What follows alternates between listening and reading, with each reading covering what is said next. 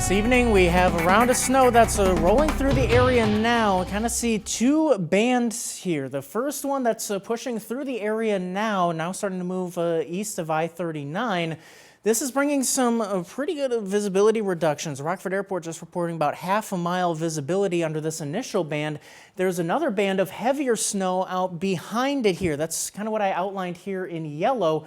This one may have some further reduced visibility as well as creating some more slick spots. So that'll be kind of pushing eastward, mainly south of US 20. However, near and north of US 20, there's more snow that's kind of lined up from east to west. And as it moves off to the east, we may see some more sustained slick road impacts as well as that low visibility near the state line through about 7, 8 o'clock tonight here. So as we'll look here on a Futurecast, we'll see that, again, here's this initial band that's rolling through now, and then we'll start to see that second band rolling through. Futurecast not really resolving this very well, but would be approaching Freeport, Sterling, and Dixon towards about the top of the next hour at about 6 o'clock, and then pushing towards and east of I-39 in the 7 o'clock hour, and then again, that band of snow hanging around across the state line, that'll kind of pivot southward as it starts to taper off after about 7, 8 o'clock,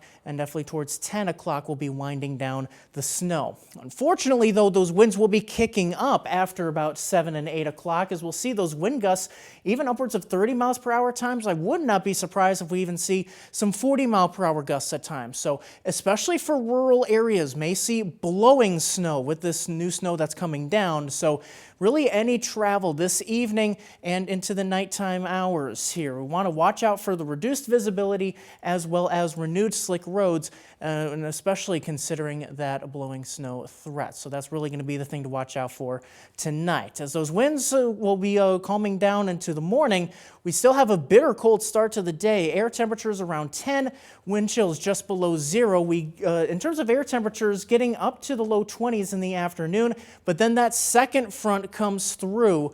We'll see those temperatures quickly dropping.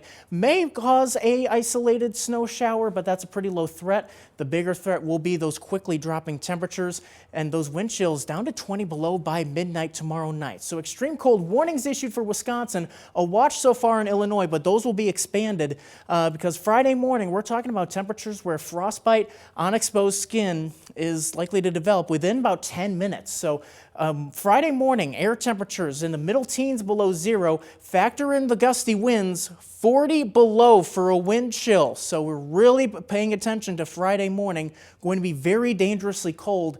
Those wind chills barely even making it to 20 below in the afternoon. And really wind chills will stay below 0 through the weekend. So really want to emphasize that it's going to be pretty dangerously cold just about all weekend. So just make sure to plan accordingly and just make sure to bundle up if you're really spending any time outside this weekend. I've also put in some slight chances for some fluffy snow showers, mainly Saturday night into Sunday. Impact still to be determined, so we'll keep an eye on that chance. Otherwise, it's very slight improvement heading into next week.